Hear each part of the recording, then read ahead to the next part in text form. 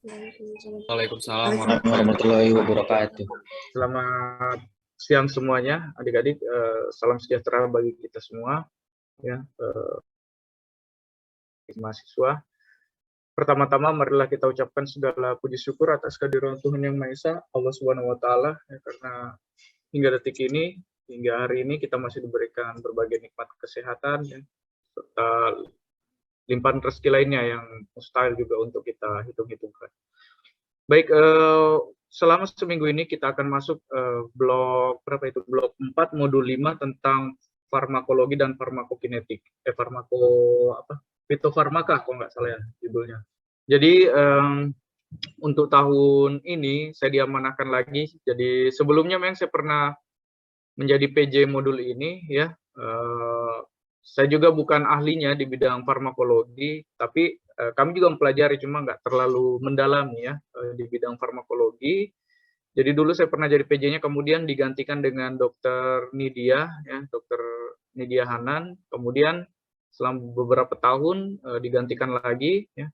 Jadi skenario yang kami gunakan itu sebetulnya skenario lama, ya. Jadi saya juga ambil dari PJ modul sebelumnya. Jadi belum pernah belum pernah diganti-ganti, karena memang secara pribadi, ya, saya nggak ahli di bidang farmakologi, ya, apalagi di bidang keilmuan saya juga nggak terlalu didalami ilmu farmakologi. Mungkin kalau yang di kedokteran atau kedokteran gigi lebih dalam lagi dipelajari, karena banyak berhubungan nanti dengan pasien, ya. Jadi penyakit-penyakit atau gejala-gejala yang timbul itu nanti kaitannya pengobatannya dengan ilmu farmakologi. Jadi memang lebih fokus di ilmu kedokteran, ya, atau kedokteran gigi atau keperawatan, ya, sama saja.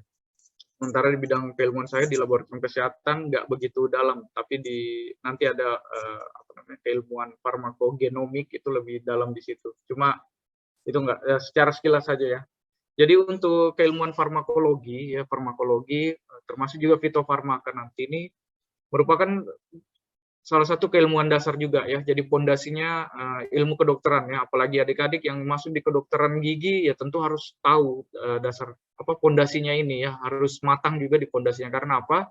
Nanti kaitannya dengan pemberian obat, ya. Pada saat misalnya kejadian klinis, ya, harus diberikan obat, itu harus tahu dosisnya, tahu efek sampingnya, ya, indikasinya, kontraindikasinya itu harus tahu. Jadi nggak sembarangan, ya. Jadi memang keilmuan farmakologi ini harus betul-betul dipahami dengan baik.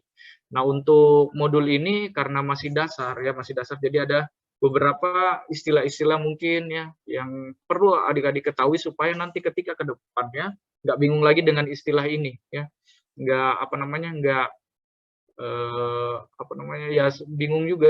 Bingung juga ya dengan ketika nanti disebutkan efek samping, indikasi, kemudian istilah onset, itu kalian sudah paham, jadi matang memang sudah di modul ini. Ketika masuk di modul farmakologi selanjutnya, misalnya pembuatan resep atau lain sebagainya, itu sudah tahu sekali, ya, jadi nggak bingung lagi.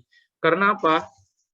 Ya, jadi cerita sedikit aja, ya. Ini berkaitan juga dengan lingkungan kita sendiri, ya, di kedokteran gigi. Jadi pernah suatu ketika kami mengadakan baksos, ya, senior kalian, ya, entah sudah diberikan atau gimana, saya juga bingung, ya. Padahal sudah mau ini, ya, sudah dekat-dekat KKN, ya, sudah dekat-dekat KKN istilahnya, kami ajak untuk ikut baksos.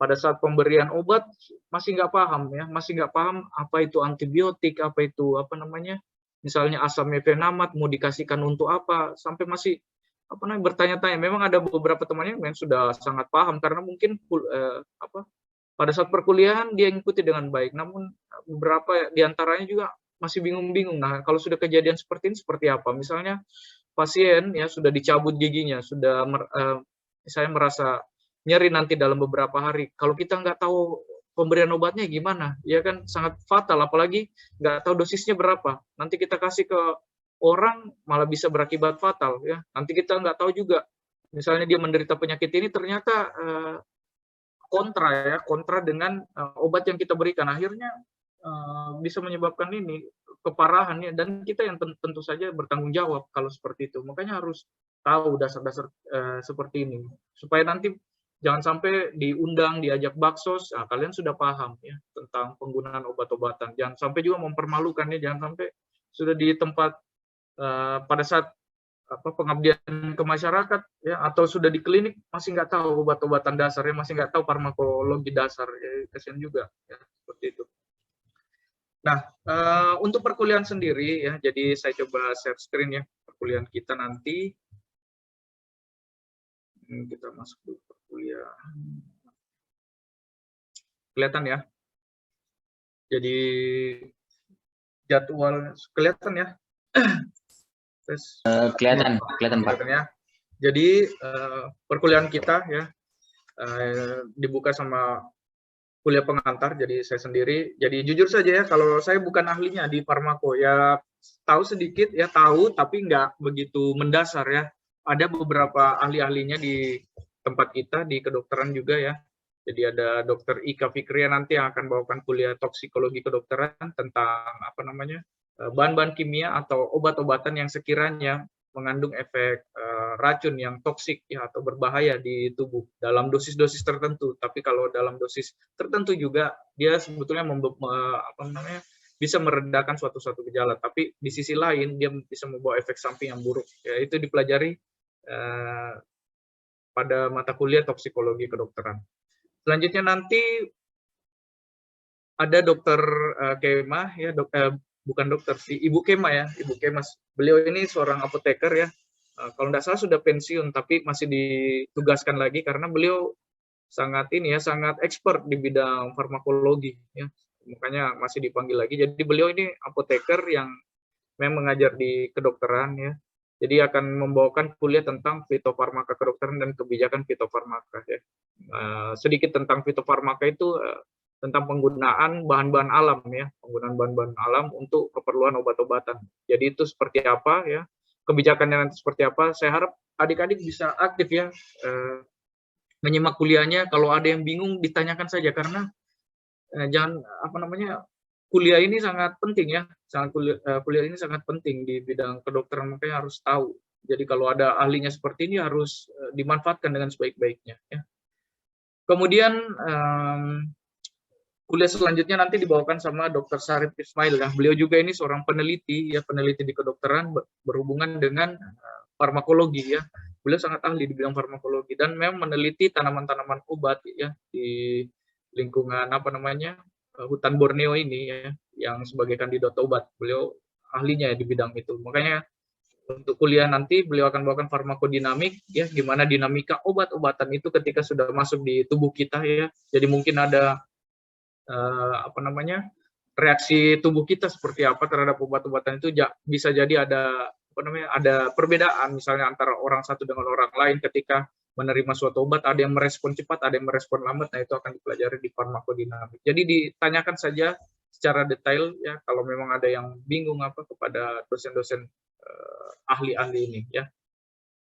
Selanjutnya kegiatannya juga diisi dengan DKK dan pleno ya, kegiatan kuliah lainnya. DKK-nya sendiri untuk skenario saya masih gunakan yang lama karena saya memang ya nggak tahu tentang ilmu farmakologi seperti apa. Jangan sampai saya rubah-rubah ya, ternyata esensinya nanti bisa berbeda, kalian juga yang bingung, nanti nggak sampai ke capaian pembelajaran modulnya. Jadi saya tetap menggunakan skenario lama ya.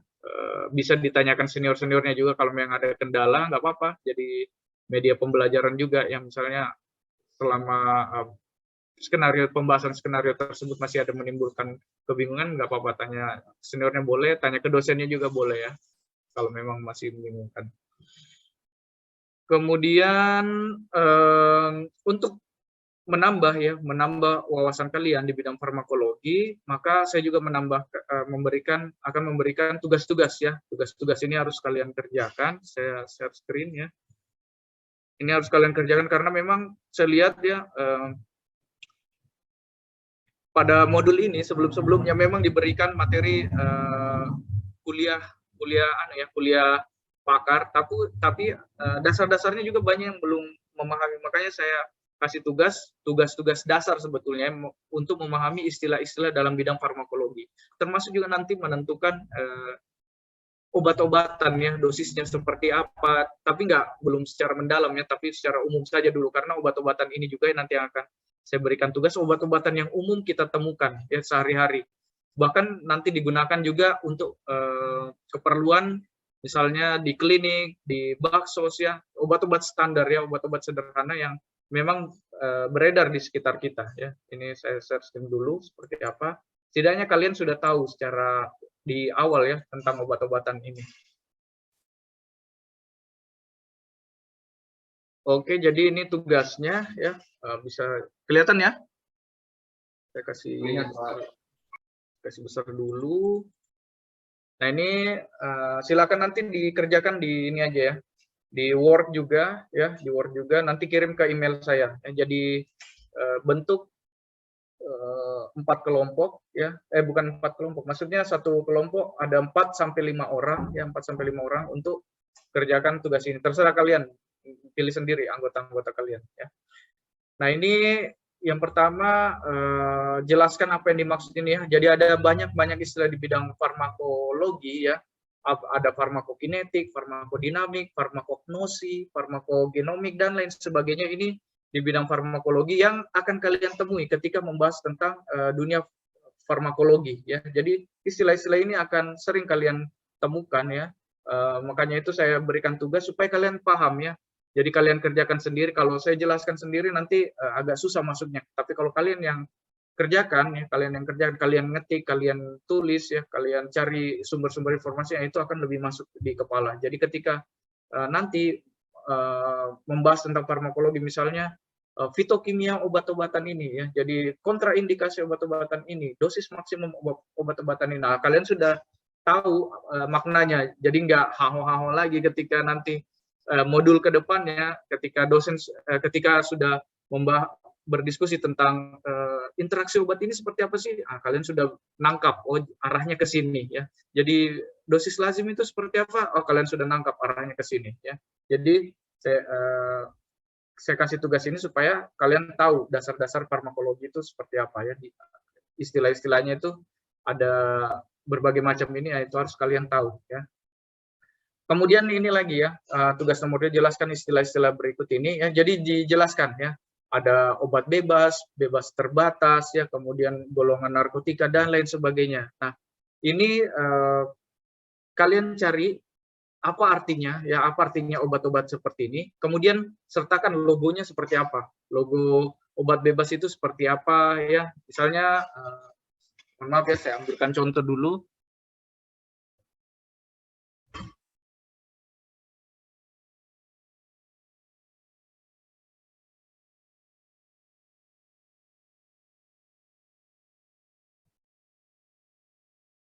Ya, jadi nanti sertakan logonya, simbolnya ya, yang seperti apa. Misalnya yang ini ya, ini saya punya Bodrex ya, ada kandungannya paracetamol, ada apa namanya kafein ya.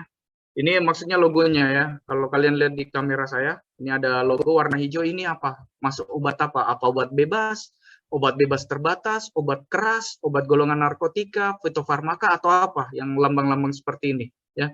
Jadi cari lambangnya, obat bebas itu lambangnya seperti apa, obat bebas terbatas itu apa. Ya kemudian maknanya itu apa? Ya karena apa? Kalian akan sering temukan yang seperti dia. Jadi mungkin kalian sering lihat apa namanya obat-obatan kok ada lambang warna hijau, ada yang biru, ada huruf K merah ya, ada yang lambang apa namanya pohon. Itu harus kalian tahu. Jangan sampai kalian memperoleh obat-obatan ya, kemudian ada logo misalnya apa gitu ya, kalian kasih ke sembarang orang, padahal aturannya nggak boleh seperti itu ya, karena sudah tertera di logo. Kemudian ada lambang pohon juga, yaitu seperti maksudnya apa sih ya. Jadi kalian harus tahu dasar-dasarnya seperti itu, dasarnya seperti apa ya. Jadi sertakan gambar logonya ya, jelaskan dulu apa itu obat bebas dan lain sebagainya, kemudian logonya seperti apa, misalnya seperti ini yang saya beritahu di layar saya ya, ada lambang lingkaran warna hijau ya. Kemudian contoh obat-obatnya seperti apa, misalnya paracetamol, asam mefenamat, ibuprofen ya, atau misalnya golongan jamu itu seperti apa, misalnya kunyit ya, jahe ya rimpang dan lain sebagainya itu masuk ya. Itu cari-cari contoh-contohnya supaya kalian tahu ya beda-beda dari obat-obat seperti ini. Selanjutnya soal nomor 3, jelaskan dengan lengkap sediaan obat. Ya, sediaan obat itu bentuknya obat ya. Jadi misalnya ada tablet, kapsul ya. Jelaskan dengan lengkap maknanya seperti apa ya. Tablet itu apa sih? Kapsul itu apa sih? Kaplet itu apa sih ya? Inhaler itu seperti apa dan lain sebagainya. Kemudian sertakan gambarnya, bentuknya seperti apa. Jadi ketika kalian sudah dapatkan obat nanti ke depannya, kalian nggak bingung-bingung lagi ketika misalnya ada rekan kalian bilang, tolong ambilkan tablet obat ini, ya tablet obat ini.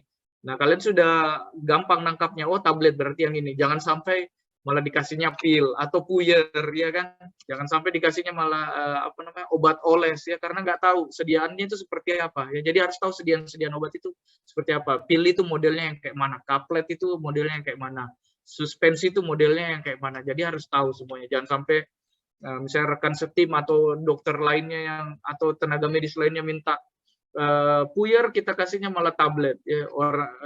Lainnya misalnya minta obat tetes, kita kasihnya inhaler atau suspensi, tidak seperti itu. Jadi harus tahu sediaannya ya. Sertakan gambarnya, modelnya maksud saya ya, modelnya seperti apa, tablet itu seperti apa, inhaler itu seperti apa, itu harus tahu ya.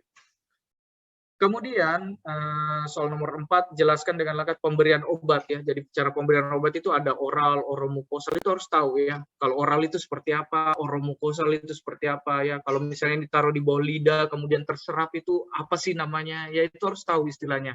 Jadi nanti ketika sesama rekan medis ketika menyampaikan bahwa tolong berikan obat ini secara misalnya ya intramuskular. Ya jangan sampai kita kasihnya secara oral ya, kita mestinya di intramuskular ya.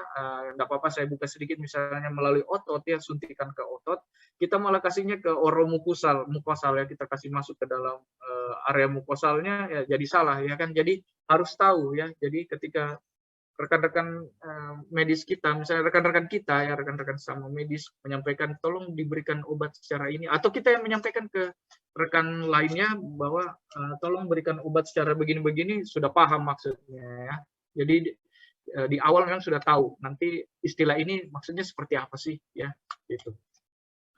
Kemudian yang terakhir, soal terakhir, jelaskan manfaat, bentuk sediaan, dosis dan efek samping obat-obat berikut ya. Jadi ini obat-obat yang secara umum beredar di pasaran, bahkan digunakan juga ketika misalnya tindakan kedokteran gigi, misalnya pencabutan, misalnya merasa nyeri, sakit gigi, apa yang kita kasihkan gitu kan. Kemudian efek sampingnya seperti apa, dosisnya bagaimana, apa bentuk sediaannya seperti apa, itu harus tahu juga ya. Jadi ini obat-obat dasar yang secara umum juga sebetulnya sudah sering kita interaksi dengan obat-obat ini, kecuali ada yang golongan lain, yang golongan narkotika. Silakan kalian cari yang mana golongan narkotika di sini. Itu mungkin tidak bisa diberikan sembarangan, tapi yang lain-lain ini mungkin sering kita dapatkan, ya, sering kita dapatkan obat-obatan ini. Nah, kita harus tahu dosisnya seperti apa, supaya pengetahuan juga.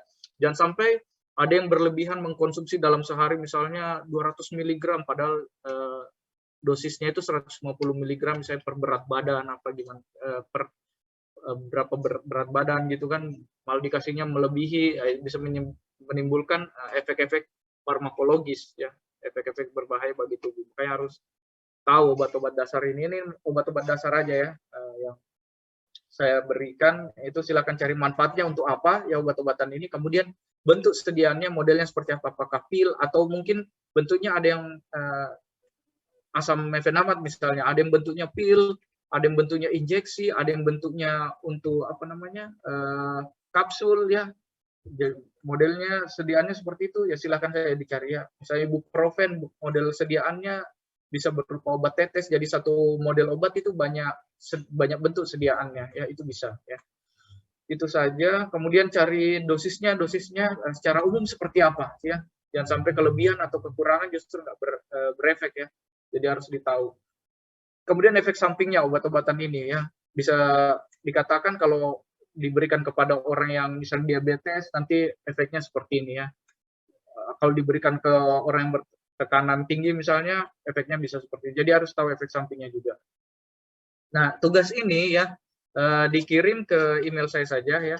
Nanti saya kasihkan lembaran ini ke ketuanya, silakan nanti disebarkan ke anggota-anggotanya. Nah, ini paling lambat hari Senin ya. Ini hari Senin, jadi seminggu ya. Jadi kalian bisa fokus dulu ke DKK, kemudian nanti sama-sama kerjakan tugas ini. Yang jelas saya kasih waktu seminggu, sudah waktunya cukup panjang sih ya. Senin 20 Desember minggu depan jam 8. Jadi lewat dari jam 8 itu sudah saya anggap nggak ngerjakan tugas ya. Jadi jam 8 tank itu sudah harus terkumpul ya. Jadi silakan kerjakan bersama-sama. Kalau memang harus ngumpul ya nggak apa-apa, yang penting kalian nggak sekiranya aman lah dari dari COVID ya, sekiranya aman ya silakan saja kerjakan bersama-sama. Jadi untuk tugas ini saya kasih satu kelompok itu jumlahnya 4 atau 5 karena jumlah kalian kalau nggak salah 38 ya. Jadi mungkin ada kelompok yang jumlahnya 5, lebih banyak lagi ya sebetulnya kalau 5 orang. Nah itu harus dikerjakan dengan cepat ya. Kalau bisa lebih cepat lagi ya ada tambahan nilainya juga. Cuma tetap ini ya tetap akurat ya cara ngerjakan, jangan asal-asalan juga. Ya, sebaiknya ya saran saya kerjakan sendiri ya.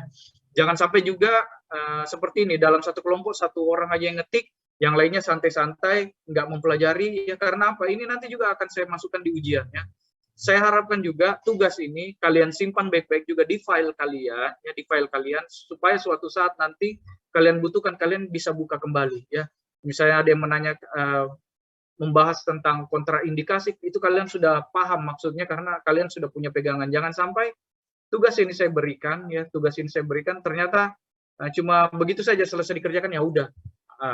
Pasti akan ada efeknya juga nanti ketika misalnya melakukan tindakan klinis, nah bisa haho-haho juga nanti ketika membahas tentang obat-obatan, akan bingung-bingung karena ini dasar sekali ya yang saya berikan ini, dan akan tetap bersinggungan dengan istilah-istilah berikut ini ketika kalian akan membahas obat-obatan. Jadi saya harap dikerjakan dengan baik-baik, walaupun berkelompok tetap diskusi ya, tetap jalan diskusinya ya.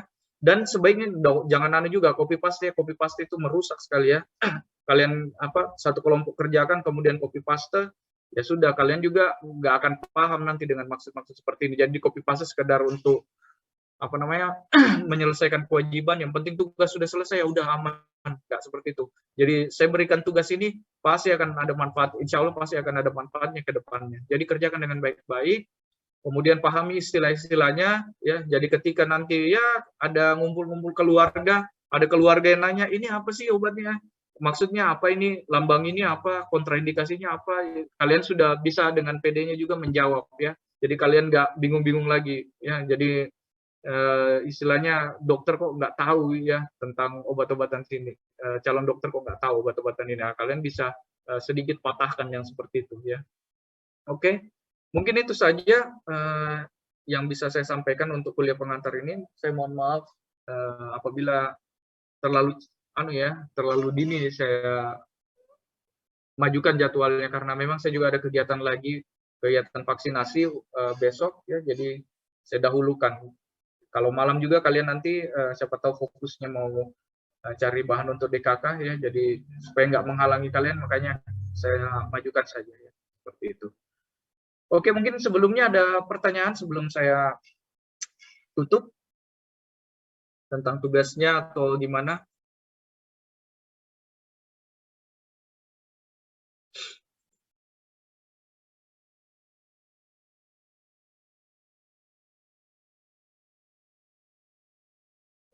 Silakan yang mau bertanya.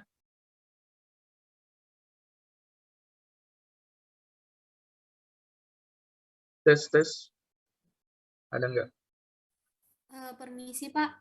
Ya. Izin bertanya, ini kumpulnya perwakilan atau semuanya ya Pak?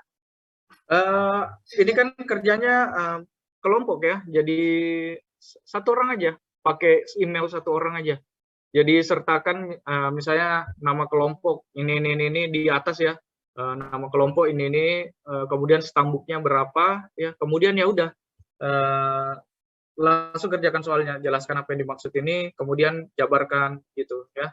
Jadi tulis saja dulu di kertas di kertasnya ini tulis namanya, diketik aja ya, jadi diketik aja, tapi jangan sampai copy paste ya antar kelompok. Jadi usahakan kerjakan sendiri ya, karena ini manfaatnya juga untuk kalian sendiri.